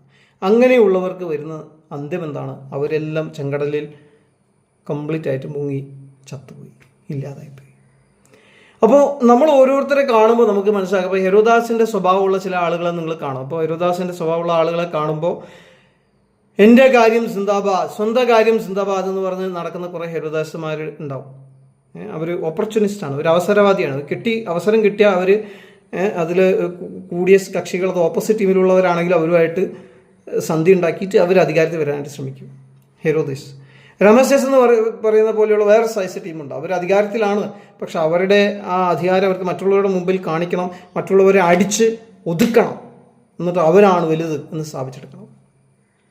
ഇനി ഫറവോൻ്റെ സ്വഭാവം എന്ന് വെച്ചാൽ ഈ റമസേസ് ആണ് ഫറവോൻ. ആ സ്വഭാവമുള്ള വ്യക്തികൾ, അവർക്കും വേണ്ടത് ഇതേ കാര്യങ്ങളൊക്കെയാണ്. ഇനി അടുത്തത് നമ്മൾ കാണുന്നു, വേദപുസ്തകത്തിൽ യൂദാസിൻ്റെ സ്വഭാവമുള്ള വ്യക്തികളുണ്ട്. അവർക്കെന്ന് വെച്ചാൽ താൽക്കാലികമായിട്ട് അവരുടെ ആവശ്യങ്ങളൊക്കെ നടക്കണം. ഇപ്പോൾ യേശുവിനെ ഒറ്റ കൊടുത്താൽ യേശു ചത്താലും യേശു മരിച്ചാലും യേശു ജീവിച്ചാലും യേശു ജനിച്ചാലും അവർക്കതൊന്നും പ്രശ്നമില്ല. അവരുടെ കാര്യം സാധിക്കണം. അവർക്ക് ഒരു ഒറ്റ കൊടുക്കലോ അല്ലെങ്കിൽ ഒരാളെ ഉപദ്രവിക്കുന്ന ഒന്നും ഒരു പ്രശ്നമായിട്ട്, ബാക്ക് സ്റ്റാബ് ചെയ്യുന്ന ഒന്നും അവർക്കൊരു പ്രശ്നമായിട്ട് അവരുടെ ഒരു മാനസികാവസ്ഥയെ അത് ബാധിക്കുന്നില്ല. അങ്ങനെയാണ് അവർ മുന്നോട്ട് പോകുന്നത്. അപ്പോൾ പിന്നീട് അത് ബാധിക്കുക, അത് വേറെ കാര്യം. പക്ഷേ ആ വ്യക്തികൾക്കും വരുന്ന അന്ത്യം ബൈബിളിലുണ്ട്. ഇപ്പോൾ റമസേസിനെ പോലുള്ളവരെ ദൈവം വെള്ളത്തിൽ മുക്കി കൊന്നു. ദൈവത്തിൻ്റെ ദൂതനെ അയച്ച് ദൈവം ഹെരോദാവിനെ പണി ചെയ്തു. പൊന്തിയോസ് പീലാത്തോസ് പോലെയുള്ള ആൾക്കാരുണ്ട്. അവരെന്ന് പറഞ്ഞാൽ എന്താണ്? അവർക്ക് ഒരു ഉത്തരവാദിത്തം ഏറ്റെടുക്കാൻ വയ്യ. പക്ഷേ യേശുവിനെ വിട്ടയക്കാൻ അവന് ശക്തിയുണ്ട്, പക്ഷെ അവനത് ചെയ്തു കഴിഞ്ഞാൽ റോമൻ കൈസർക്ക് ഇഷ്ടപ്പെട്ടില്ലെങ്കിലോ, ഇവരെല്ലാവരും കൂടെ ഇനി കൈസറിൻ്റെ അടുത്തേക്ക് പോയിട്ട് പൊന്തിയോസ് പീലാത്തോസിനെതിരെ കംപ്ലൈൻറ്റ് കൊടുത്താലോ എന്ന് പേടിച്ചിട്ടാണ് അവന് യേശുവിനെ വധശിക്ഷ കൊടുക്കുന്നത്. അതിന് മുമ്പ് കൈയൊക്കെ കഴുകുന്നുണ്ട്. എന്തിനാണ് കൈ കഴുകുന്നത്? എനിക്ക് ഇതിൽ പങ്കില്ല, ഞങ്ങളുടെ കുടുംബത്തിൽ പങ്കില്ല, റോമക്കാർക്ക് അങ്ങനെയൊന്നും പങ്കില്ല എന്നൊന്നും പറഞ്ഞുകൊണ്ടൊന്നും ആവില്ല. ദൈവം കാണുന്നുണ്ട്. നിന്റെ അധികാരം നീ എങ്ങനെയാണ് വിനിയോഗിക്കുന്നത് എന്നത് ദൈവം കാണുന്നുണ്ട്. അവൻ ഈ കൈയൊക്കെ കഴുകുന്നു എങ്കിലും സ്വർഗത്തിലെ ദൈവം ഇതൊക്കെ കാണുമ്പം അവനെയും ഹെരോദേസിനെയും മറ്റുള്ളവരെയൊക്കെ നോക്കി, യൂദാസിനെയൊക്കെ നോക്കി ദൈവം ചിരിക്കുകയാണ്. കാരണം യൂദാസിന് വരാൻ പോകുന്ന അന്ത്യം എന്താണ്? അവൻ തന്നെ തൂങ്ങിച്ചാവും. ആ ഹെരോദേസിന് വരാൻ പോകുന്ന അന്ത്യം എന്താണ്? അവന് പാരലിസിസ് വരും, സ്ട്രോക്ക് വരും, അവൻ നരകിച്ച് ചാവും, പുഴു അരിച്ച് അവൻ്റെ ശരീരം, അങ്ങനെ അവൻ മരിക്കും. ഈ പോന്തിയോസ് പീലാത്തോസിൻ്റെ അന്ത്യം എന്താണ്? അവൻ്റെ തന്നെ റോമക്കാർ പണി ചെയ്യും പിന്നീട്. എന്നിട്ട് അവനൊന്നുമില്ലാത്തവനായിട്ട്, എല്ലാം ഉള്ളവനായിട്ട് അവൻ ആ സമയത്ത് അവിടെ നിൽക്കുന്നത്. അവൻ്റെ ഭാര്യ അവനെ വാൺ ചെയ്യുന്നുണ്ട്, ഞാൻ സ്വപ്നം കണ്ടിരിക്കുകയാണ്, ഈ നീതിമാനായ മനുഷ്യങ്ങൾ ദ്രോഹിക്കരുത്. പക്ഷെ എന്നാലും അവന് ദ്രോഹിച്ചേ പറ്റൂ. ഭാര്യയുടെ സ്വപ്നത്തെയും അതിജീവിച്ചാണ് അവൻ ദ്രോഹിക്കുന്നത്. കാരണം എന്താണ്? അവന് ഉത്തരവാദിത്തം ഏറ്റെടുക്കാൻ വയ്യ. അവന് ഈ യേശുവിനെ സംരക്ഷിക്കാനുള്ള ഉത്തരവാദിത്തം ഏറ്റെടുക്കാൻ വയ്യ. അത് ദൈവനിയോഗമാണ്. പക്ഷേ എങ്കിലും ആ ഉത്തരവാദിത്തം ഏറ്റെടുക്കാൻ വയ്യാത്ത ചില ലൈക്കോപോഡിയംസ് ഉണ്ട്. അവരൊക്കെ കൈ കഴുകും. ലൈക്കോപോഡിയം എന്ന് പറയുന്ന ഒരു മെഡിസിൻ്റെ സിംറ്റമാണത്. ഉത്തരവാദിത്തം ഏറ്റെടുക്കാൻ ബുദ്ധിമുട്ടുള്ള വ്യക്തികൾ. അപ്പോൾ ഉത്തരവാദിത്തം അവനെ ഏറ്റെടുക്കാൻ വയ്യ. അതുകൊണ്ട് അവൻ്റെ കൈ കഴുകി അവൻ സൈഡിൽ കൂടെ അങ്ങോട്ട് പോയി. എന്നിട്ട് അവൻ വിചാരിക്കുന്നത് ഞാൻ സേഫാണ്, എൻ്റെ കുടുംബം സേഫ്. അങ്ങനെയൊന്നും നീ സേഫ് ആവൂല. പോന്തിയോസ് പൈലറ്റ്, ദൈവം നിന്നെ കാണുന്നുണ്ട്. ദൈവം അവനെ ആരിൽ കൂടെ? ഇതേ യഹൂദന്മാരിൽ കൂടെ. അവൻ യേശുവിനെ കൊന്നെങ്കിലും ഇതേ യഹൂദന്മാരിൽ കൂടെ അവരുടെ വേറെ കുറേ ടീമുണ്ട്. അവരിൽ കൂടെ റോമക്കാരുടെ സന്നിധിയിൽ ഒറ്റിക്കൊടുത്തു. ഇവൻ എന്തിനെയാണോ ഭയപ്പെട്ടത് അതേ സാധനം തന്നെ അവിടെ സംഭവിച്ചു. പിന്നീട് ഇവൻ്റെ ജോലിയും നഷ്ടപ്പെട്ടു, ഇവൻ്റെ കുടുംബവും നഷ്ടപ്പെട്ടു, ഇവനൊന്നും അല്ലാത്തവനായിട്ടാണ് മരിക്കുന്നത്. മനസ്സിലായോ? അപ്പോൾ ബൈബിളിലെ ചില ക്യാരക്ടേഴ്സ് നമ്മൾ കാണുമ്പോൾ, അതേസമയം നമ്മൾ ഫിലിപ്പിയിലെ ജയിലറിനെ കാണുന്നു. ആ ജയിലർ എന്ന് പറഞ്ഞാൽ താഴ്മയുള്ളവനായിരുന്നു. അവിടെ ഒരു അത്ഭുതം നടന്നിരിക്കുകയാണ്. എന്താണ് അത്ഭുതം? നമ്മൾ പലപ്പോഴും വിചാരിക്കുന്നത് ഫിലിപ്പിയിലെ ജയിലിൽ ദൈവം ഭൂകമ്പം അയച്ച് ഇവരുടെ പൗലോസിൻ്റെയും ശീലാസിൻ്റെയും അവരുടെ കയ്യിലും കാലിലും ഉണ്ടായിരുന്ന വിലങ്ങും കാര്യങ്ങളൊക്കെ അഴിഞ്ഞു, അതാണ് അത്ഭുതം. അതല്ല അത്ഭുതം. അത്ഭുതം എന്ന് പറയുന്നത് ഇവർ ഓടിപ്പോയില്ല. പൗലോസും ശീലാസും അവരുടെ കൂടെ ഉണ്ടായിരുന്ന ആ നമ്മുടെ കാരാഗൃഹത്തിലുണ്ടായിരുന്ന ആളുകളൊന്നും ഓടിപ്പോയില്ല. അവരെല്ലാം അവിടെ തന്നെ ഇരിക്കുന്നു, പൗലോസ് പറഞ്ഞ് കേട്ടിട്ട്. പൗലോസിന് അത്രയും ഇൻഫ്ലുവൻസ് ഒറ്റ രാത്രി കൊണ്ട് അവിടെ ഉണ്ടായി. എന്നിട്ട് പൗലോസ് ഈ കാരാഗൃഹ പ്രമാണിയോട് പറയാണ്, നിങ്ങൾ നിങ്ങളെ തന്നെ ദ്രോഹിക്കരുത്. കാരണം ഈ ജയിലിൽ നിന്ന് ഇവരൊക്കെ രക്ഷപ്പെട്ട അയാൾക്ക് കിട്ടാൻ പോകുന്ന വധശിക്ഷയാണ്. നിങ്ങൾ നിങ്ങളെ തന്നെ ദ്രോഹിക്കരുത്. അപ്പോൾ അയാൾ അതിന് മുമ്പേ അയാളെ കൊല്ലാനായിട്ട് ശ്രമിക്കുകയാണ്. അപ്പോൾ അയാൾ അവിടെ തന്നെ മരിച്ചിട്ടുണ്ടെങ്കിൽ പിന്നെ അയാളുടെ കുടുംബത്തിന് അതിൻ്റെ ആയിട്ടുള്ള പ്രത്യാഘാതങ്ങളൊന്നും ഉണ്ടാവില്ല. അവർക്ക് അവരുടെ പെൻഷനും കാര്യങ്ങളൊക്കെ കിട്ടും. അതിനാണ് അവൻ അയാളെ തന്നെ കൊല്ലാനായിട്ട് നോക്കുന്നത്. ആ സമയത്ത് പൗലോസ് ഇവൻ്റെ ജീവൻ രക്ഷിക്കുന്നു, അവൻ്റെ ഫിസിക്കൽ ഭൗതിക ജീവൻ രക്ഷിക്കുന്നു എന്ന് മാത്രമല്ല അവനോട് കരുണ കാണിക്കുകയാണ്. ഇവർക്കൊക്കെ രക്ഷപ്പെടാനുള്ള മാർഗ്ഗമാണത്. ഇതിൽ പലരും വധശിക്ഷ കിട്ടാൻ പോകുന്ന ആളുകളും ചിലപ്പോൾ ഉണ്ടാവും. ചിലപ്പോൾ ഇവർ പിന്നീട് വധശിക്ഷയിലേക്ക് ഇവരുടെ വിധിയാകും. അങ്ങനെയൊക്കെയുള്ള ആളുകളുണ്ട്. അവർക്ക് രക്ഷപ്പെടാമായിരുന്നു, പക്ഷെ അവർ രക്ഷപ്പെടുന്നതിന് പകരം അവിടെ നിൽക്കുകയാണ്. പൗലോസിൻ്റെ സ്നേഹം, ആ ആത്മീയ സ്നേഹം, ദൈവത്തിൻ്റെ സ്നേഹം, ആ കരുതൽ, ആ കരുണ, ആ ദയ, അതാണ് ദൈവത്തിൻ്റെ സ്വഭാവം. മോശെ കാണിച്ചില്ലേ പല പ്രാവശ്യം രമേശേസിനോട് ദയ, കരുണ, ആർദ്രത. അതേ കാര്യം തന്നെയാണ് പൗലോസ് കാണിച്ചത്. ദയ, ഫോർഗിവ്നെസ്, ആർദ്രത, ഈ കാര്യങ്ങൾ, ക്ഷമ, ഇതൊക്കെ പൗലോസ് അവിടെ കാണിക്കുമ്പോൾ നമ്മുടെ കാരാഗ്രഹ പ്രമാണിയുടെ മനസ്സ് കംപ്ലീറ്റ് അലിഞ്ഞു. കാരാഗ്രഹ പ്രമാണി അവിടെ ആ സ്നേഹത്തിന് മുമ്പിൽ കുമ്പിട്ടു. കാരാഗ്രഹ പ്രമാണി പറഞ്ഞു, ഞാൻ വാസത്തിൽ രക്ഷ പ്രാപിക്കാൻ ഞാൻ എന്ത് ചെയ്യണം എന്ന് വെച്ചാൽ അവൻ്റെ ജീവൻ എന്ന് രക്ഷപ്പെട്ടു. അവനെ തന്നെ കൊന്നില്ല. അവൻ്റെ ജോലിയും രക്ഷപ്പെട്ടു, അവൻ്റെ കുടുംബവും രക്ഷപ്പെട്ടു, എല്ലാം രക്ഷപ്പെട്ടു. പക്ഷെ എന്നാലും അവനൊരു രക്ഷ വേണം എന്ന് പറഞ്ഞാൽ അവന് മനസ്സിലായി, ഇവർ രക്ഷയെക്കുറിച്ച് പറയുന്ന ആളുകളാണെന്ന് പറഞ്ഞിട്ടാണല്ലോ ഇവരെ കാരാഗ്രഹത്തിലേക്ക് അടച്ചത്. അതിൻ്റെ കേസും കാര്യങ്ങളൊക്കെ ഇയാൾ നന്നായിട്ട് വായിച്ചിട്ടുണ്ട്. ഇയാൾക്കറിയാം രക്ഷയെക്കുറിച്ച് ഇവർ പ്രസംഗിക്കുന്നു, അത്യുന്നതനായ ദൈവത്തെക്കുറിച്ച് ഇവർ പ്രസംഗിക്കുന്നു എന്നൊരു വെളിച്ചപ്പാടത്തി ഉറക്കെ വിളിച്ചു പറഞ്ഞപ്പോൾ അവളുടെ അകത്തുണ്ടായിരുന്ന ഭൂതത്തെ പുറത്താക്കിയ കേസിലാണ് ഇപ്പോൾ പൗലോസ് അകത്ത് കിടക്കുന്നത്. നല്ല കാര്യമാണ് ആ സ്ത്രീക്ക് ചെയ്തത്, അവളുടെ അകത്തുണ്ടായിരുന്ന ഭൂതത്തെ പുറത്താക്കിയത്. പക്ഷെ ആ ഭൂതം വിട്ടുപോയപ്പോൾ പല ആൾക്കാർക്കും അവരുടെ ഇൻകം സോഴ്സ് നഷ്ടപ്പെട്ടു. കാരണം ഈ ഭൂതത്തെ ഉപയോഗിച്ചുകൊണ്ടാണ് അവർ വെളിച്ചപ്പാടും പരിപാടിയും ഒക്കെ നടത്തിക്കൊണ്ടിരുന്നത്. ആ പരിപാടി ഇപ്പോൾ നടക്കാതായി. അപ്പോൾ ആ അവിടെ ഉണ്ടായിരുന്ന റിലീജിയസ് അതോറിറ്റീസ്, മതപരമായ അവരുടെ നേതാക്കന്മാർ, അവരെല്ലാവരും കൂടെ പൗലോസിനെ പിടിച്ച് ഇവിടെ ഏൽപ്പിച്ചു, ജയിലിലാക്കി. അപ്പോൾ അത്യുന്നതനായ ദൈവത്തെക്കുറിച്ച് സംസാരിക്കുക, അത്യുന്നതനായ ദൈവത്തിൻ്റെ പാട്ട് പാടിക്കൊണ്ടിരിക്കുക. പൗലോസ് അവിടെ ഇരുന്ന് ക്യാബറ ഡാൻസ് കാണുകയല്ല, നമ്മുടെ ജയിലിലിരുന്നുണ്ട്. അവൻ അവിടെ ദൈവത്തിൻ്റെ ആത്മീയ ഗാനങ്ങൾ പാടുന്നു, അവൻ ദൈവത്തിൻ്റെ വചനം പ്രസംഗിക്കുന്നു. ഇതൊക്കെ ചെയ്തുകൊണ്ടിരിക്കുമ്പോൾ ഇയാൾക്കറിയാം എന്താണ് സംഭവിക്കുന്നതെന്ന്. അപ്പോൾ നമ്മുടെ കാരാഗ്രഹ പ്രമാണി ഉടനെ പൗലോസിനോട് ചോദിച്ചു, പൗലോസേ, രക്ഷ പ്രാപിക്കാൻ ഞാൻ എന്ത് ചെയ്യണം? പിന്നീട് ഇതേ പ്രമാണി തന്നെ പൗലോസിൻ്റെ വ്രണങ്ങളൊക്കെ കഴുകുന്നു. ഇയാളാണ് അടിച്ചത് എന്ന് മാത്രമല്ല അവന് നല്ല ഒരു യാത്രയപ്പ് കൊടുക്കുന്നു. അവൻ പറഞ്ഞ മാർഗപ്രകാരം ആ കാരാഗ്രഹ പ്രമാണിയുടെ മുഴുവൻ കുടുംബവും കർത്താവ് യേശു ക്രിസ്തുവിനെ സേവിക്കും. അപ്പോൾ പല രീതിയിലാണ് പ്രതികരണങ്ങൾ വരിക. അപ്പോൾ ഇവിടെ ഈ താഴ്മയോടെ പ്രതികരിച്ച ആ കാരാഗ്രഹ പ്രമാണി രക്ഷപ്പെട്ടു. എന്നാൽ റമസേസിന് എന്ത് സംഭവിച്ചു? പീലാത്തോസിന് എന്ത് സംഭവിച്ചു? ഹെരോദേസിന് എന്ത് സംഭവിച്ചു? യൂദാസിന് എന്ത് സംഭവിച്ചു? അവർക്കൊക്കെ സംഭവിച്ച കാര്യങ്ങൾ നമുക്കറിയാം. പക്ഷേ ഇവരോട് രണ്ടുപേരും, ഈ രണ്ട് കൂട്ടം ആളുകളോടും, യേശു ആണെങ്കിലും മോശയാണെങ്കിലും ഇവിടെ പൗലോസ് ആണെങ്കിലും, ഇവരൊക്കെയാണ് ബൈബിളിലെ ഏറ്റവും പ്രധാനപ്പെട്ട വ്യക്തികൾ, സ്നേഹത്തോടെയാണ് ഇടപെട്ടത്. അബ്രഹാം ആണെങ്കിലും സൊദോം ഗൊമോറയിൽ ആളുകളെ ദൈവം പണിഷ് ചെയ്യാൻ പോകുന്നു എന്ന് അറിഞ്ഞപ്പോൾ അവർക്ക് വേണ്ടി ഇടിവിൽ നിന്ന് അവർക്ക് വേണ്ടി ദൈവത്തോട് യാചിക്കുകയാണ്, കർത്താവേ, ഇവരിൽ കുറച്ചെങ്കിലും നീതിമാന്മാരുണ്ടെങ്കിൽ ആ ദേശത്ത് നിന്ന് വിട്ടേക്കണം, നീ അവരെ പണിഷ് ചെയ്യരുത്, ശപിക്കരുത്, അവരെ നശിപ്പിക്കരുത്. അതാണ് ഒരു ദൈവിക സ്വഭാവമുള്ള, ദൈവമായ അടുപ്പമുള്ള ഒരു വ്യക്തിയുടെ അവസ്ഥ. അവൻ ഈ അവനെതിരെ സംസാരിക്കുകയും അവനെതിരെ പ്രവർത്തിക്കുകയും അവൻ്റെ മാർഗത്തിന് ടോട്ടൽ ഓപ്പോസിറ്റായിട്ട് ജീവിക്കുകയും ചെയ്യുന്ന ആളുകളോടും കരുണയും ദയയും ആർദ്രതയാണ് കാണിക്കുന്നത്. അബ്രഹാം കാണിച്ചു. ഇതേ കാര്യം തന്നെയാണ് മോശെ കാണിച്ചത്. ഫറവോനോട്, റമസേസിനോട് അവന് വേണ്ടി വീണ്ടും വീണ്ടും പ്രാർത്ഥിക്കുന്നു, അവനോട് ക്ഷമിക്കുന്നു. അവൻ ഓരോ അറ്റാക്ക് വരുമ്പോഴും മോശയ്ക്ക് അറിയാം ദൈവമാണത് കൊടുക്കുന്നതെന്ന്, പക്ഷെ എന്നാലും മോശ അവനോട് ക്ഷമിക്കുകയാണ്.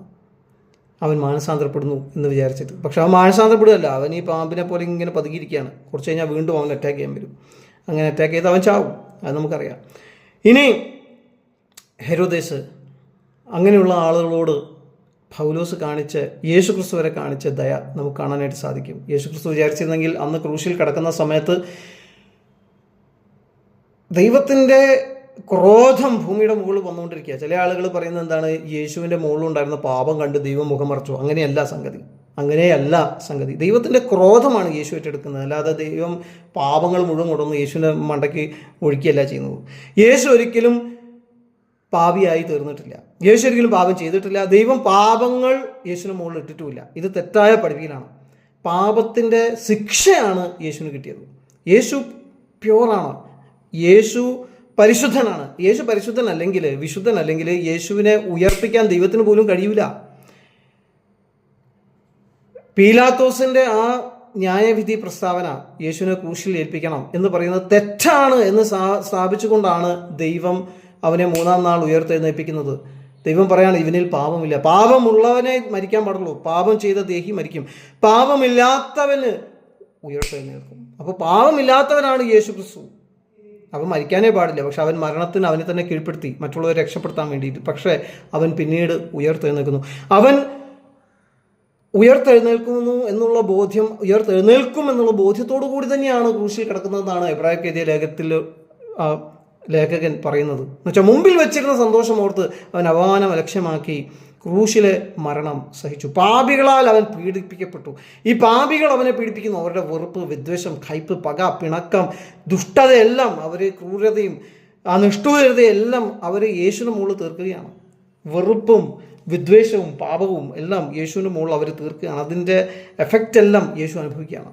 യേശു ഒരിക്കലും അവർ വെറുത്തിട്ടില്ല. യേശു തിരിച്ച് സ്നേഹിക്കുക ചെയ്തത്, യേശു തിരിച്ച് കരുണ കാണിക്കുക ചെയ്തത്, യേശു തിരിച്ച് അവരോട് ക്ഷമിക്കണമേ എന്ന് പ്രാർത്ഥിക്കുക ചെയ്തത്, യേശു തിരിച്ച് നന്മ ചെയ്യുകയാണ് ചെയ്തത്. നന്മയാൽ തിന്മയെ ജയിക്കുകയാണ് യേശു ചെയ്തത്. അപ്പോൾ യേശുവിൻ്റെ മുകളിലേക്ക് പാപമൊന്നും ദൈവം ഇട്ടിട്ടില്ല, മറ്റുള്ളവരുടെ പാപത്തിന് ഉത്തരവാദിയാക്കിയിട്ടില്ല.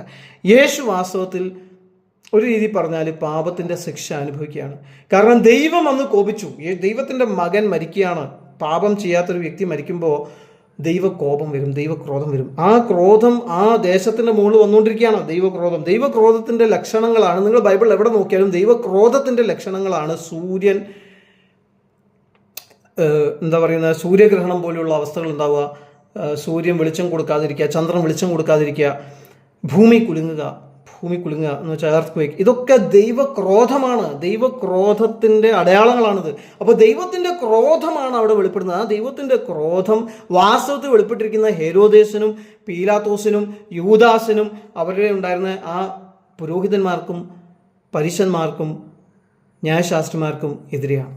പക്ഷെ ആ ക്രോധം മുഴുവൻ യേശു അവൻ്റെ മേൽ ഏറ്റെടുക്കണം. എന്നിട്ട് ഇവരോട് ക്ഷമിക്കണമേ എന്ന് ദൈവത്തോട് പ്രാർത്ഥിക്കാം. ആ ദൈവക്രോധം യേശുവിൻ്റെ മുകളിൽ തീർന്നു എന്നാണ് വേദപുസ്തകം പഠിപ്പിക്കുന്നത്. അതുകൊണ്ടാണ് നമുക്കിപ്പോൾ ദൈവത്തിൽ നിന്ന് പാപക്ഷമ കിട്ടുന്നത്. യേശു പാപം ക്ഷമിക്കണമേ എന്ന് പറഞ്ഞുകൊണ്ട് മാത്രമല്ല, ദൈവത്തിൻ്റെ ക്രോധം അല്ലെങ്കിൽ ദൈവത്തിൻ്റെ പണിഷ്മെൻറ്റ് ഓഫ് സിൻസും അവിടെ കഴിഞ്ഞു. ദൈവം എല്ലാ പാപത്തെയും അവനിൽ പണിഷ് ചെയ്ത് കഴിഞ്ഞു എന്ന് പറഞ്ഞാൽ അവൻ്റെ മുകളിൽ പാപം ഇട്ടിട്ട് അവനെ പണിഷ് ചെയ്യില്ല ചെയ്തത്.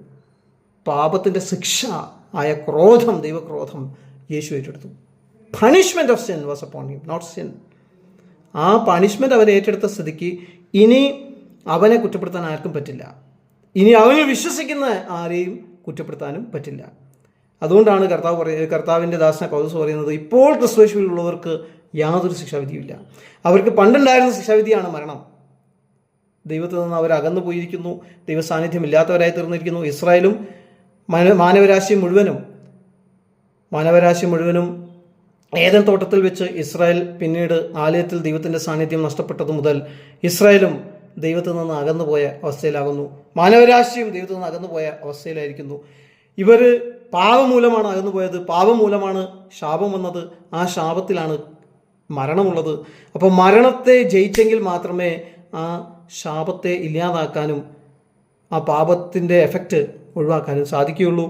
ആ പാപം ക്ഷമിക്കപ്പെട്ടെങ്കിൽ മാത്രമേ ദൈവവുമായിട്ടുള്ള ഉടമ്പടിയിലേക്ക് മാനവരാശിയെയും ഇസ്രായേലിനെയും മടക്കി കൊണ്ടുവരാനായിട്ട് സാധിക്കുള്ളൂ. ദൈവ സാന്നിധ്യം മാനവരാശിയിലേക്കും ഇസ്രായേലിലേക്കും മടക്കി വരുത്താനായിട്ട് സാധിക്കും. അതാണ് ഇവിടെ സംഭവിക്കുന്നത്. യേശുക്രിസ്തു കാൽവറി ക്രൂശിൽ തകർക്കപ്പെടുമ്പോൾ ദൈവത്തിൻ്റെ ക്രോധം മുഴുവൻ യേശുക്രിസ്തു സഹിക്കുകയാണ് മറ്റുള്ളവർക്ക് വേണ്ടിയിട്ട്. അവർക്ക് വരേണ്ട ക്രോധമാണ്, അവർക്ക് വേണ്ടി ഇടിവിൽ നിന്ന് യേശുക്രിസ്തു പ്രാർത്ഥിക്കുകയാണ്, അവരോട് ക്ഷമിക്കണമെന്ന്. അപ്പോൾ അവരോട് ക്ഷമിക്കണമെന്ന് പറയുമ്പോൾ ഇസ്രായേലിനോടും മാനവരാശിയോടും ദൈവം ക്ഷമിക്കുകയാണ്. ആ ക്ഷമിക്കുന്ന ദൈവത്തിൻ്റെ പാപക്ഷമയിൽ കൂടെ അടുത്ത് എന്താ സംഭവിക്കുന്നതെന്ന് ചോദിച്ചാൽ, ദൈവത്തിൽ വിശ്വസിക്കുന്ന, യേശുക്രിസ്തുവിൻ്റെ മരണത്തിൽ വിശ്വസിക്കുന്ന ആളുകൾക്ക് മാത്രം കേട്ടോ, അല്ലാത്തവർക്കല്ല, അവനെ കളിയാക്കുന്നവർക്കല്ല, വിശ്വസിക്കുന്ന ആളുകൾക്ക് എന്ത് സംഭവിക്കുന്നു? അവരുടെ ദൈവവുമായിട്ടുള്ള തെറ്റിക്കടക്കുന്ന ബന്ധം, തെറ്റിക്കടക്കുന്ന ഉടമ്പടി വീണ്ടും സ്ഥാപിക്കപ്പെടുന്നു. അവരുടെ പാപം മൂലമാണല്ലോ അവർക്ക് ശാപം വന്നത്. ആ പാപം ക്ഷമിച്ചു കഴിഞ്ഞാൽ ശാപം ഇല്ലാതാവും. ശാപത്തിലാണല്ലോ മരണമുള്ളത്. അപ്പം ശാപം മാത്രമല്ല പോവുക, മരണവും പോവും. ആ മരണം പോവും എന്നുള്ളത് തെളിയിക്കാൻ വേണ്ടിയും കൂടിയാണ് യേശുക്രിസ്തു മരിച്ചവരുടെ ഇടയിൽ നിന്ന് ഉയർത്തെഴുന്നേറ്റ്. അപ്പോൾ യേശുക്രിസ്തു വിശ്വസിക്കുന്ന ആൾക്കാർ മരിക്കാനേ പാടില്ല. അവർ ഫിസിക്കലായിട്ട് മരിച്ചാലും അവർ വീണ്ടും ജീവിക്കും എന്നാണ് ദൈവത്തിൻ്റെ വാഗ്ദത്തം. യേശുക്രിസ്തു ഉയർത്തെഴുന്നേറ്റില്ലേ, അതേമാതിരി കർത്താവായ യേശുക്രിസ്തു മടങ്ങി വരുമ്പോൾ അവരെല്ലാവരും, യേശുവിൽ വിശ്വസിക്കുന്ന എല്ലാവരും ഉയർത്തെഴുന്നേൽക്കും. കർത്താവിനോട് കൂടെ ഈ ലോകത്തിൽ അവർ വാഴും. നമ്മിൽ വെളിപ്പെടാനിരിക്കുന്ന ആ സമയത്ത് നമുക്ക് വെളിപ്പെടാനിരിക്കുന്ന ഒരു തേജസ്സുണ്ട്. ദൈവത്തിൻ്റെ തേജസ് നമ്മുടെ ശരീരങ്ങളിലും നമ്മുടെ വ്യക്തിത്വങ്ങളിലും വെളിപ്പെടാനിരിക്കുന്നുണ്ട്.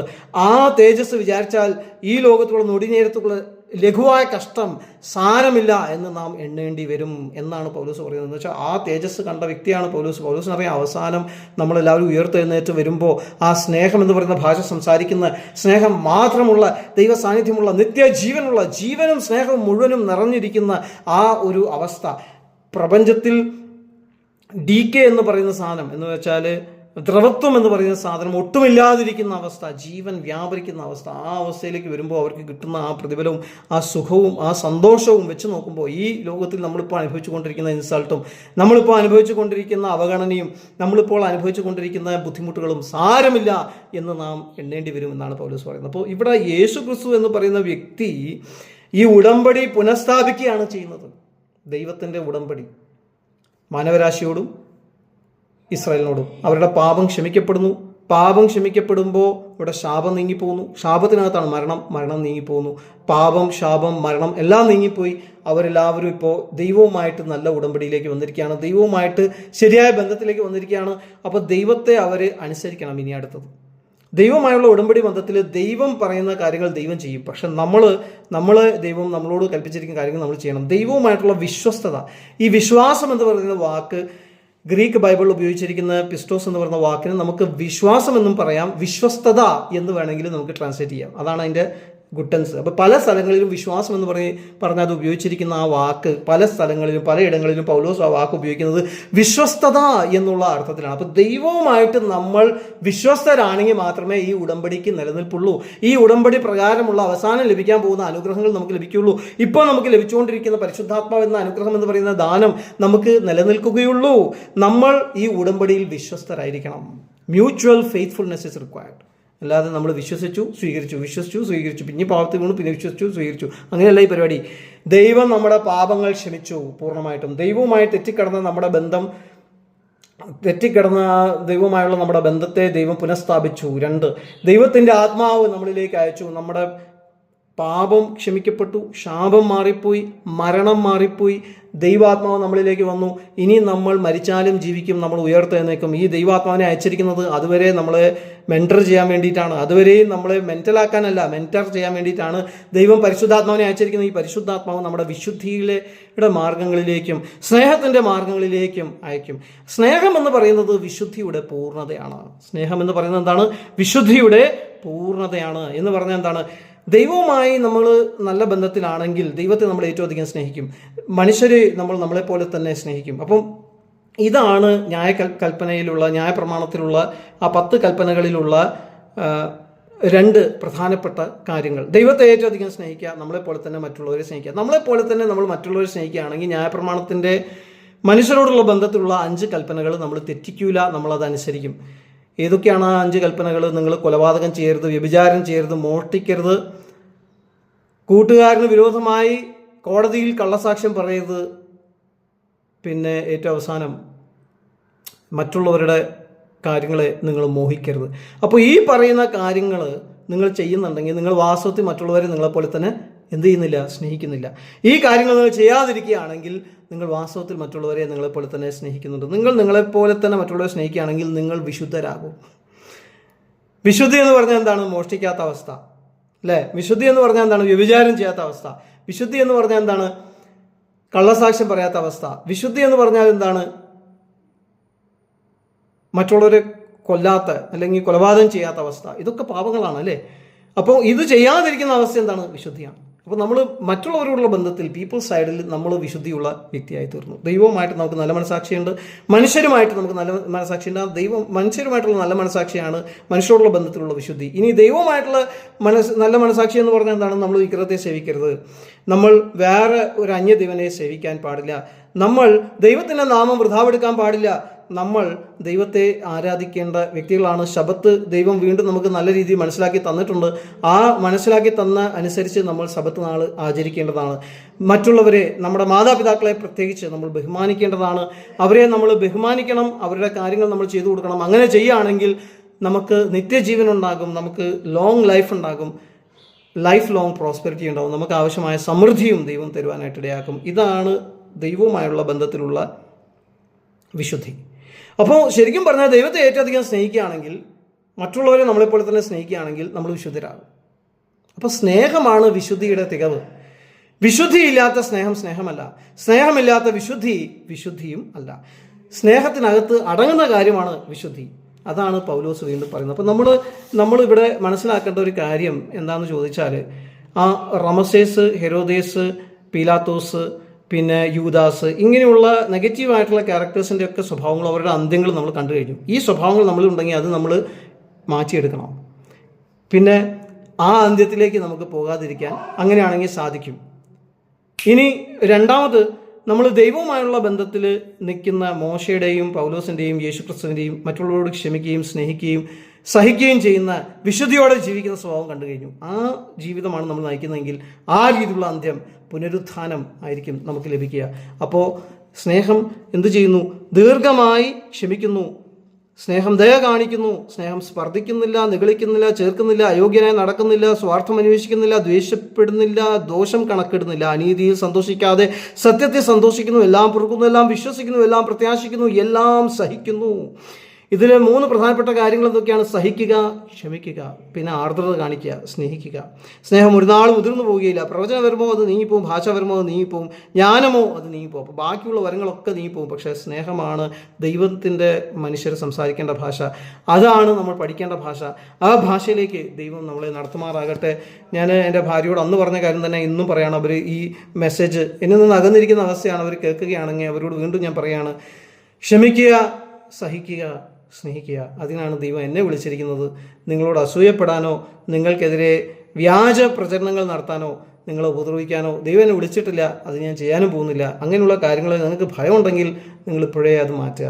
ഇനി വേറെ ആർക്കെങ്കിലും എന്നോടുള്ള ബന്ധത്തിൽ അങ്ങനെ ഒരു ഭയം ഉണ്ടെങ്കിൽ നിങ്ങൾ മാറ്റുക. ദൈവം എന്നെ വിളിച്ചിരിക്കുന്നത്, ഇപ്പോൾ മോശയെ ദൈവം വിളിച്ചു, പൗലോസിനെ ദൈവം വിളിച്ചു, യേശുക്രിസ്തുവിനെ ദൈവം വിളിച്ചു. എന്തിനാണ് വിളിച്ചിരിക്കുന്നത്? അബ്രഹാമിനെ ദൈവം വിളിച്ചു. എന്തിനാണ് ദൈവം വിളിച്ചത്? ദൈവത്തിൻ്റെ സ്വഭാവം കാണിക്കാൻ വേണ്ടിയാണ്, മറ്റുള്ളവരോട് ക്ഷമിക്കാൻ വേണ്ടിയാണ്, അവർ ചെയ്യുന്ന തെറ്റുകൾ സഹിക്കാനും ക്ഷമിക്കാനും വേണ്ടിയാണ്, അവരെ തിരിച്ച് സ്നേഹിക്കാൻ വേണ്ടിയാണ്. തിന്മയ്ക്ക് പകരം തിന്മ ചെയ്തിട്ട് തിന്മയ്ക്ക് കീഴ്പ്പെടാതെ നന്മയാൽ തിന്മയെ ജയിക്കാൻ വേണ്ടിയാണ്. ദൈവം എല്ലാവരെയും സഹായിക്കട്ടെ. ഇത്രയും കേട്ടിരുന്ന എല്ലാവരോടും നന്ദി.